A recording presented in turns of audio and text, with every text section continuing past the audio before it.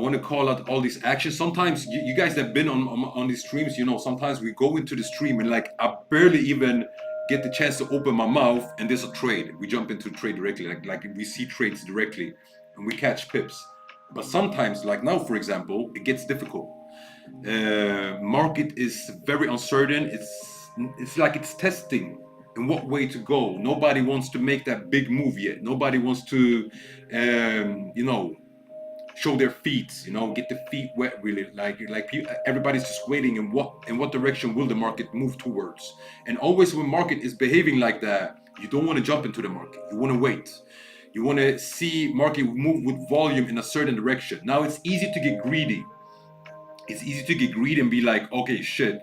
But if I wait until market hits this level for a buy, I miss all of these pips here. Let's say it's 40 pips. Yeah, but how do you know that you would catch those pips? So let's say you want to enter the market here. How do you know that the market will come up here? Because this is a zone where market actually doesn't know itself and what direction it's going to pull towards. Even the market makers are not really sure about what direction to push the market towards. So you always want to see those clear directions. You want to make calculated moves with proper risk analysis. All right. This is how you become a profitable trader in the long